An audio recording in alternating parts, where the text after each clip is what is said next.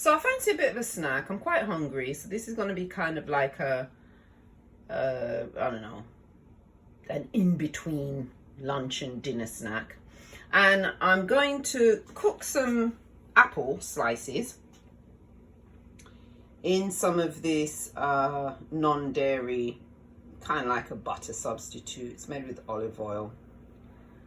I'm going to have it on a slice of bread with some of this Gournay cheese. It's not really cream cheese, but it's a creamy cheese.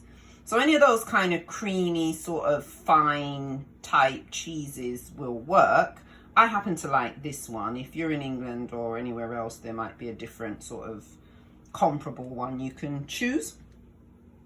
I'm going to have some organic bread, apples. I'm going to use some pumpkin spice for a bit of seasoning. And I'm going to top it with some caramel because I do have a little bit of a sweet tooth. I'll let you know how it goes. The butter, and I'm just going to toss the apple in. And then I'm going to move it around. And I was going to have not a peanut butter, an almond butter on top of some toast. But I just thought, no, I want something a little bit more substantial than that. I figured I'll just do this little snack here. And what this will do is it will soften the apples prior to me putting it on the toast. And my bread is toasting as we speak.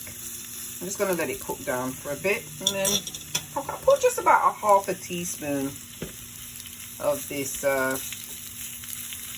non-dairy butter in the pan. You don't need much.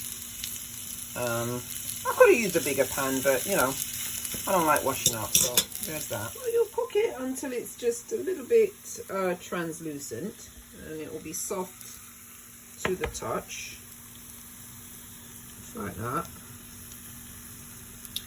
And then we'll add a little bit of the caramel sauce, and I don't really have measurements. I just kind of like squeeze some in. Just kind of sprinkle it over.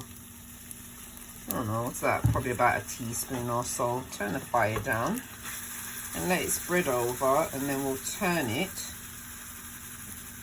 you know, so that it gets fully covered, and sprinkle some cinnamon powder on it. Not cinnamon powder, pumpkin powder. You can do cinnamon powder if you like, but I'm not a real big cinnamon powder fan. So I've sprinkled the pumpkin powder over it. I'm going to turn around the pieces just so that it's evenly covered. I'll turn it off this electric stove so it'll continue to cook for a bit. I don't want it to burn, obviously. So I'm going to turn all those over and make sure everything's evenly covered. And then I'm going to get my toast. There it is.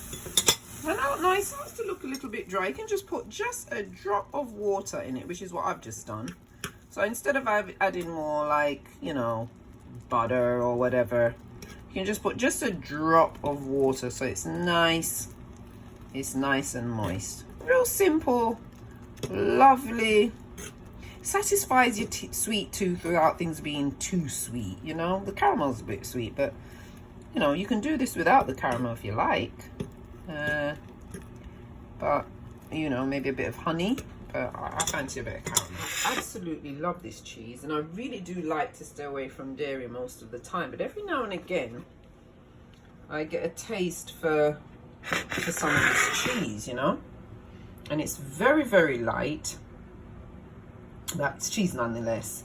So for you vegans, I'm sure there's some kind of vegan alternative. You can make cheese out of cashew, and I'll probably make that in a few weeks, just so you can see an alternative way of making cheese. And then I'm going to just place those apple pieces on top of that. There you are. Doesn't that look nice? Bon appetit. And I'll just wash that down with some water. Isn't that lovely? It looks nice. You can smell the pumpkin spice on it. It's nice and moist. There you have it. Bon appetit.